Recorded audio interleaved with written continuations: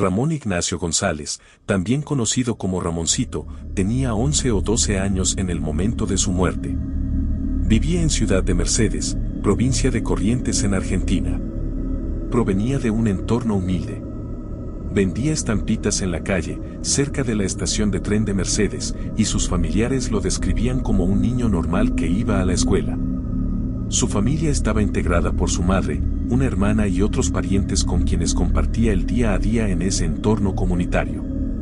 El 6 de octubre de 2006, salió de su casa rumbo a la escuela y nunca regresó.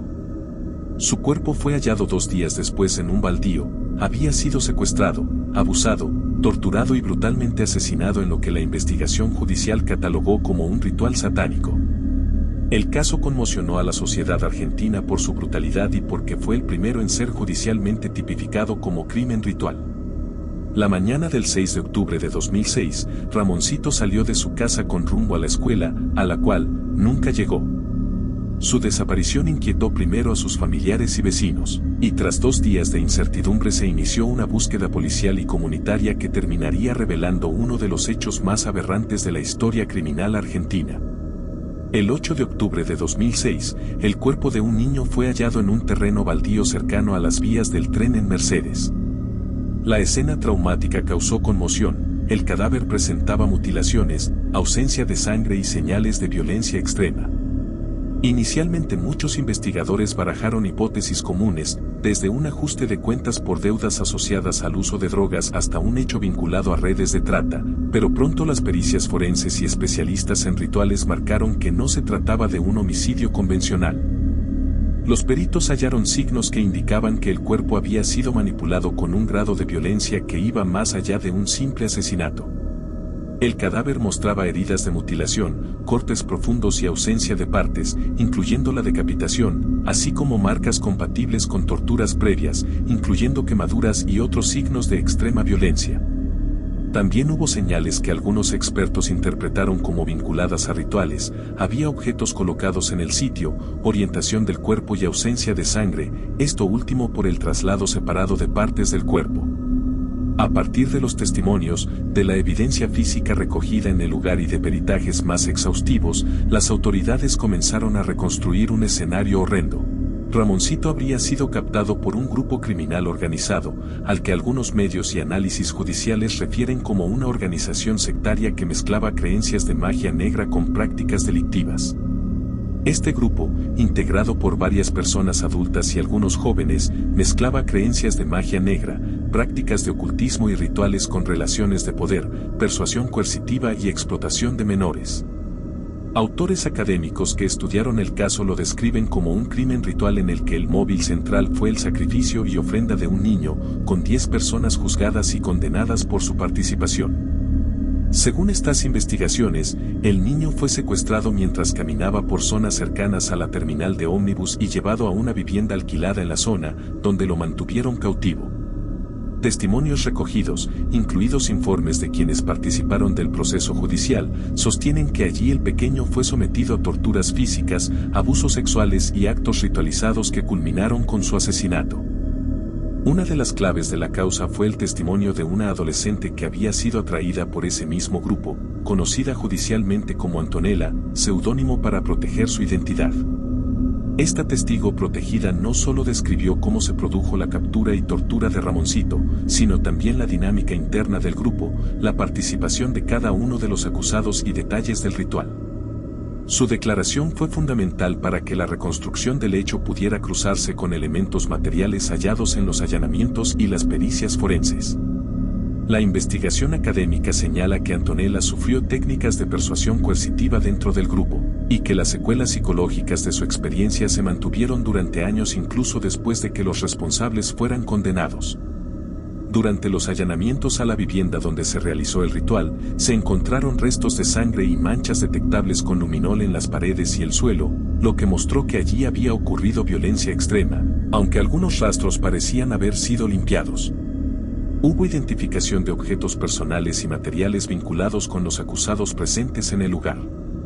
Estos hallazgos permitieron vincular a cada sospechoso con la escena del crimen y ayudó a ordenar la información e identificar a cada implicado según el rol que desempeñó. El grupo que participó del homicidio estaba conformado por al menos 10 personas, varias de las cuales conocían entre sí y tenían distintos roles dentro de la secta. Entre ellos estaban Ana María Sánchez y Martina Ventura, quienes habrían tenido roles de liderazgo en la captación de menores y la organización de rituales. La investigación periodística ha señalado que este grupo se financiaba además con actividades como la explotación sexual de menores y posiblemente con el narcotráfico, aunque la dimensión exacta de estas operaciones nunca fue completamente esclarecida en sede judicial. Otros integrantes del grupo que fueron condenados incluyen a César Carlos Alberto Begiristain, Esteban Iván Escalante, Jorge Carlos Alegre, Claudio Nicolás González, también apodado como El Brujo, Osmar Aranda, Daniel Alberto Alegre y Patricia Mabel López. Algunos tenían antecedentes de violencia, conexiones con prácticas esotéricas y relaciones de jerarquía dentro de la secta. El proceso judicial contra los imputados fue largo y complejo. Tras la investigación inicial y la acumulación de pruebas, que incluyeron testimonios, pericias forenses, análisis de escena y elementos materiales secuestrados en los allanamientos, varios de los acusados fueron llevados ante el Tribunal Oral Penal de Mercedes, donde se instruyó el juicio principal. En marzo de 2011, el tribunal dictó un fallo histórico. La mayoría de los acusados recibieron la pena máxima de prisión perpetua por su responsabilidad en el crimen de Ramoncito.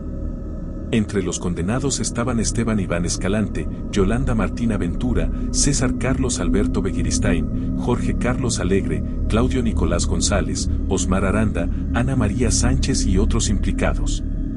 Este primer veredicto fue importante porque puso fin a la primera etapa del juicio frente a la mayoría de los acusados, estableciendo una condena firme para quienes quedaron detenidos desde los primeros momentos de la investigación y que habían participado directamente del hecho. No todos los implicados fueron condenados al mismo tiempo ni en la primera instancia del juicio. Algunos, como Daniel Alberto Alegre, lograron evadir a la justicia y permanecieron prófugos durante varios años después de la primera sentencia. Mientras Alegre andaba prófugo, Fermín Reinaldo Sánchez y Patricia Mabel López fueron inicialmente absueltos por los jueces.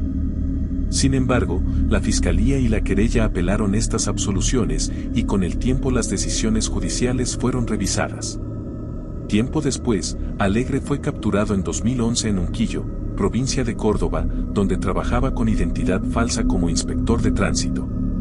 Finalmente, en 2015 también fue condenado a prisión perpetua tras ser detenido y llevado de nuevo a juicio por su participación en el crimen de Ramoncito. Tras las condenas de primera instancia, varias defensas de los acusados, entre ellas la de Mabel López, presentaron recursos de apelación y de revisión ante instancias superiores, cuestionando aspectos del procedimiento, pero la mayoría fueron rechazados. Otro que intentó apelar fue Claudio Nicolás González, argumentando cuestiones relacionadas con su edad al momento del hecho, ya que era menor de edad cuando ocurrió el crimen, y solicitando una morigeración de la pena. En 2017, el Superior Tribunal de Justicia de Corrientes rechazó ese recurso de revisión y mantuvo la condena de prisión perpetua en su contra. Finalmente, en abril de 2025 la Corte Suprema de Justicia de la Nación ratificó la condena de Patricia Mabel López, la última sentencia pendiente en el camino judicial del caso, dejando firme su prisión perpetua y consolidando el cierre de una de las partes más oscuras del expediente. Este fallo fue firmado por los jueces de la Corte y confirmó que, junto con las otras personas condenadas, López fue responsable de un asesinato ritual que incluyó tortura, abuso sexual, degollamiento y descuartizamiento de un niño de 11 años. El impacto social de este caso fue enorme. Más allá de la condena judicial, la comunidad de Mercedes y de toda la provincia de Corrientes quedó profundamente sacudida por la violencia extrema del crimen y por el hecho de que personas aparentemente comunes estuvieran involucradas en algo tan atroz.